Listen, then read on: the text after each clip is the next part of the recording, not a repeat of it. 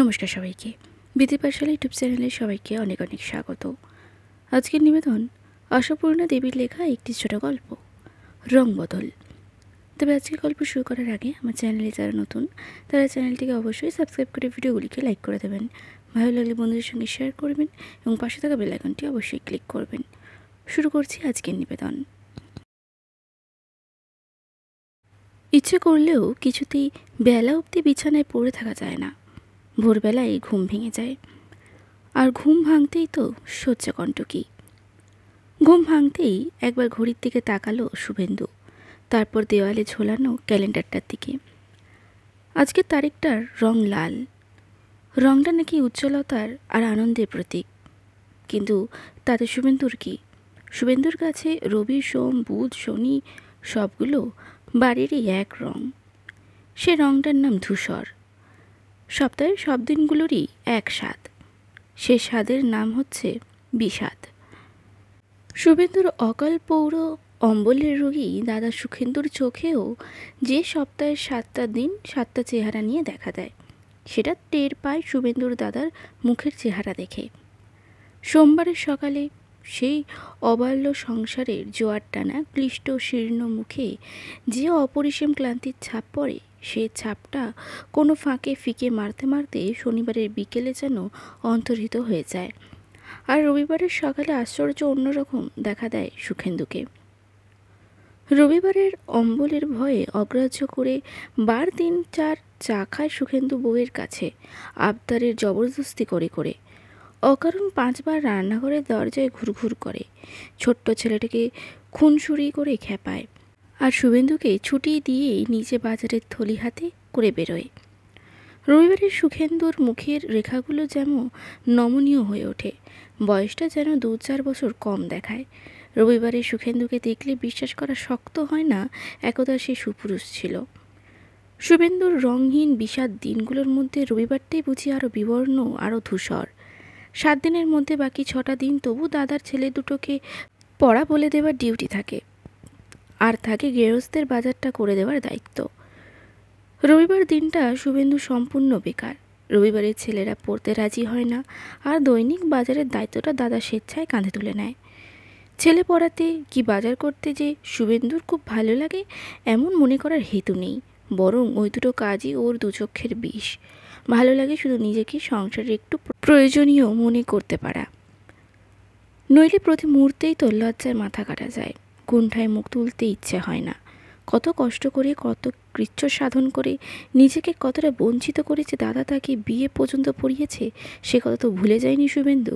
কিন্তু শুভেন্দু দাদাকে কি প্রতিদান দিতে পেরেছে? বিয়ে পাশ করার পরও এই 4 বছর ধরে দাদার অন্ন ধ্বংসাচ্ছে না, একটাও কাজ জোটাতে পারেনি শুভেন্দু এই 4 বছরে। অথচ IFL সুখেন্দু কোন কাল থেকে চাকরি করছে, সে চাকরি খুব একটা বড় কিছু না হলেও চালিয়ে তো যাচ্ছে। মা বাপকে তো শুভেন্দুর ভালো করে মনেই পড়ে না, সব কিছুই দাদাই তাকে হাতে করে মানুষ করেছে, আপ্রাণ চেষ্টায় লেখাপড়া শিখিয়েছে, খাওয়া পড়ার বেলায় নিজের স্ত্রী পুত্রের চাইতেও যতটা সম্ভব উত্তমাংশটুকু শুভেন্দুকে দিয়েছে। দাদার ঋণ শোধ হবার নয়, কিন্তু শুধু ঋণ শোধবার মনোবৃত্তি তো শুভেন্দুর নয়। সে দাদার কষ্ট লাঘব করতে চায়, সে আশায় স্বপ্নে বুক ধরে সুখেন্দু না খেয়ে না পড়ে বিয়ে পাশ করিয়েছে ভাইকে, সে স্বপ্ন সফল করতে চায়। বেকারত্বের গ্লানি শুভেন্দুর মনে, নিজের মনের, নইলে তার অক্ষমতাকে ধিৎকার দিয়ে গ্লানি যোগান দেওয়ার মতন কেউ নেই বাড়িতে। শুভেন্দুর বেকারত্বের অসহিষ্ণুতা তো দূরের কথা, এতটুকু আক্ষেপও কোনোদিন প্রকাশ করতে দেখিনি সুখেন্দুকে। বরং দিনকাল যে কত খারাপ পড়েছে এবং ক্ষমতাবানেরা কত অসাধু, অসৎ আর হৃদয়হীন হয়ে পড়েছে তারই নজির দেখিয়ে দেখিয়ে ভাইকে বুঝ দিতে চেষ্টা করেছে। আর বৌদি, সে বেচারি তো নিপাট ভালো মানুষ। বেকার দেওয়ারের সদা বিষণ্ণ মনকে সামান্যতম প্রফুল্ল করে তোলার জন্য তারও চেষ্টার ত্রুটি নেই। বুদ্ধি কম, রঙ্গ কৌতুকের পদ্ধতিটা জলো, কিন্তু ভালোবাসাটা তার জলো নয়। বৌদিকে দেখলেই মায়া লাগে শুভেন্দুর। এই যেমন কাল রাত্রে শুভেন্দুর ঘরের খাবার জলটা রাখতে এসে বসে পড়ল বৌদি, তারপর বলল, যাক বাবা, একটা দিন অন্তত তোমার ছুটি, ভোরবেলায় আর কেউ এসে ঠেলা মারবে না। ও ঠাকুরপো, বাজারটা একটু তাড়াতাড়ি এনে দাও না ভাই। আলু ঠালু কিচ্ছু নেই, কাল যতক্ষণ প্রাণ যায় বিছানায় গড়াতে পারবে। বৌদির অনুভবের জগতে চরমতম আকাঙ্ক্ষার যদি কিছু থাকে তো সেটা হচ্ছে যতক্ষণ প্রাণ চায় বিছানায় গড়ানো, এছাড়া হবেই বাকি। আরাম মায়েশ এ দুটো কথার বানানি কি কোনো দিন চোখে দেখেছে সে? শেষ রাত্রে বিছানা ছেড়ে ওঠে, মাঝরাত্রে ঘুমে পাথর চোখে সে বিছানায় গিয়ে পড়ে। জ্বর হলে পর্যন্ত যতক্ষণ প্রাণ চায় বিছানায় পড়ে থাকতে পায় না। কিন্তু শুভেন্দুর ওর সেই আগ্রহের আশ্বাসটাকে উড়িয়ে দিতে দেরি করেনি, সঙ্গে সঙ্গে বলেছিল, তা সত্যি প্রত্যহ হাড় ভাঙা খাটুনি খেটে খেটে পাঠ হচ্ছি, ছুটির দিনটাই তবু জিরিয়ে বাঁচব। উত্তর শুনে বৌদি থতমত খেয়ে গেছিল। তারপর তাড়াতাড়ি বসেছিল এবং বলেছিল, আহা, তা যাই বলো, তোমার মতো ইয়াং ম্যানেরা সহজে কখন 3 পয়সার পুঁইশাক আর 5 পয়সার ঢেঁড়স দায় পোহাতে রাজি হয় না। হ্যাঁ, বুঝতাম ইয়াপ্পর রুই মাছ কি এই ইয়াপ্পর ইলিশের জোড়ায় পয়সাটি খসাচ্ছেন তোমার দাদা, তাহলেও না হয়। বাধা দিয়েছিল শুভেন্দু, দোষটা সম্পূর্ণ দাদার। এটাই বোধহয় তোমার সত্যি ধারণা। হ্যাঁ, কথার সুরে একটু ভাঁজ ছিলই। এই পিঠে হাত বুলানোর সুর কিছুতেই যেন আর আজকাল বরদাস্ত হয় না। মুখটা কড়ি করে গেল বৌদির। সত্যি কোন কথায় যে কোন কথায় এসে পড়বে বুঝতে পারে না বেচারা। তবু অপ্রতিভ হাসি হেসে বলল, আহা, সে তো ঠিক করাই আছে। তোমার চাকরি হলে আমি রোজই এত বড় একখানা করে ল্যাজ খাবো। সেই কড়ি হয়ে যাওয়া মুখের অপ্রতিভ হাসিটা দেখে মায়া এসে গেল। অগত্যাই শুভেন্দুকে হেসে উঠতে বলতে হলো, মাছগুলো কি কবত হবে না? তাদের মুড়োগুলো সদ্গতি করতে ভাগিদার জোটাবার তাল খুঁজবে। আজ হঠাৎ ক্যালেন্ডার লাল তারিখটার দিকে তাকিয়ে কেন যে হেসে উঠল শুভেন্দু। তারপর একবার পাশ ফিরে শুল। আচ্ছা, আবার কি ঘুমিয়ে পড়েছিল শুভেন্দু? নইলে ওকে অমন হৈ হৈ করে ঘুম ভাঙতে হলো কেন? ভাঙল অবশ্য বাড়ির কেউ নয়, হৈ হৈ করল পুলিন, শুভেন্দু স্কুলের বন্ধু পুলিন দাস। স্কুল কলেজে বন্ধুদের সঙ্গে দেখা সাক্ষাৎ কমই হয়, কে কোথায় ছিটকে গেছে। তবে পুলিনের কাছে থেকে বলে মাঝে মাঝে তাকে দেখতে পায় শুভেন্দু। বেশ দামি দামি স্যুট পরে একখানা মোটর বাইক হাঁকিয়ে যখন তখন রাস্তায় তৎপর হয়ে ছুটোছুটি করে বেড়ায়। আইএ ফেল করে পুলিন যে কি এমন কাজ করে বেড়াচ্ছে বুঝতে পারে না শুভেন্দু। লজ্জা জিজ্ঞাসা করতে পারে না, বরং রাস্তায় ওর ওই বীর মূর্তি দেখলেই চোখাচোখি হওয়ার ভয় পাশ কাটায়। কিন্তু আজ আর পাশ কাটাবার জো নেই। পাশে এসে বসেছে পুলিন, বাল্যবন্ধুর অন্তরঙ্গ কণ্ঠ সম্ভাষণ করছে। কী রে, কী ব্যাপার, এখনও ঘুমাচ্ছিস? মানে তুই আবার এমন কুম্ভকর্ণ হলি কবে থেকে? শুভেন্দু ধীরে সুস্থে বলে, তুমি বা এমন হামলাদার হয়ে উঠলে কবে থেকে? স্বপ্নের ঘোরে ভাবতে চেষ্টা করছিলাম বাড়িতে ডাকাত পড়লো না বোমাই পড়লো। স্বপ্নের ঘোর? বেলা 8টায় স্বপ্নের ঘোর? তা ভালো, হেসে ওঠে পুলিন। শুভেন্দুর আলো ধীরে সুস্থে বলে, কি ব্যাপার কি? পুলিন আসল কথা পারে।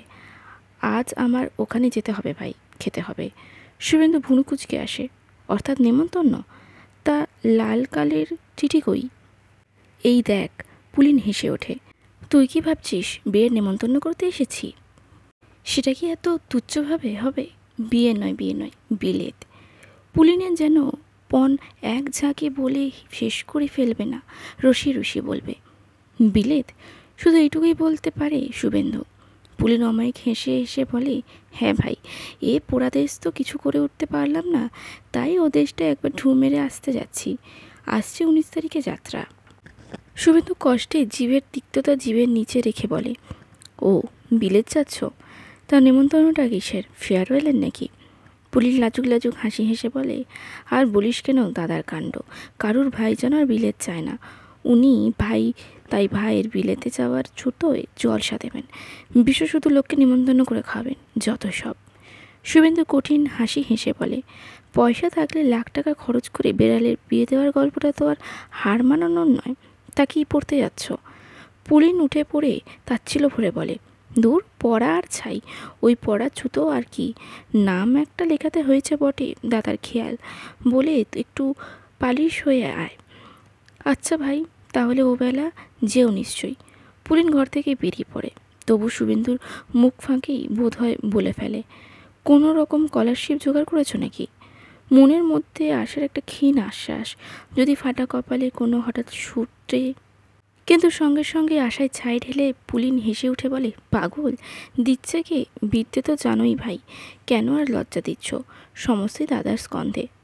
তা আমার আর দোষ কি বলো? তিনি নিজেই যখন খাল কেটে কুমির আনছেন। ও চলে যাওয়ার পর শুভেন্দু মিনিট খানেক চুপ করে ঘরের মাঝখানে দাঁড়িয়ে থাকে। তারপরে হঠাৎ যেন ক্রুদ্ধ আক্রোশের সদ্য পরিত্যক্ত বিছানাটার চাদরখানা টান মেরে তুলে ডেলা পাকিয়ে ছুঁড়ে ফেলে দেয় ঘরের কোণে। ইয়ে, কি নোংরা, কি ময়লা! এই বিছানায় গা ঢেলে শুয়েছিল সে। বছরে কবার ফর্সা হয় এই বিছানা? দুবার না একবার? ছি ছি, শুধুই কি এই বিছানা? কোনটা নয়, সারা ঘরে শ্রীহীনতার ছাপ, সব কিছু বিবর্ণ কুৎসিত। বাড়ির সমস্ত বাড়তি আবর্জনা এই ঘরেই। হঠাৎ নিজেকে অত্যন্ত অপমানিত বোধ হয় শুভেন্দুর। ঠোঁট কামড়ে ভাবতে থাকে, এইটুকু, শুধু এইটুকুর জন্যই সে কি না এত কুণ্ঠিত, এত লজ্জিত? একটা ময়লা বিছানা, দুবেলা দুমুঠো ভাত, আর অপরের পুরনো বইয়ের চেয়ে চিনতে পড়ে নেওয়া, এর জন্য আর দাদার উপর কৃতজ্ঞতার অন্ত নেই তার? কি বোকা শুভেন্দু, কি মুখ্যু! শুভেন্দুর মনে হতে লাগলো এতদিন ধরে দাদা যেন ওকে ঠকিয়ে কৃতজ্ঞতা আদায় করে এসেছে। আজকের গল্পটি কেমন লাগলো কমেন্টে অবশ্যই জানাবেন। ভালো লাগলে লাইক করবেন, বন্ধুদের সঙ্গে শেয়ার করবেন এবং পাশে থাকা বেল আইকনটি অবশ্যই ক্লিক করবেন। নমস্কার।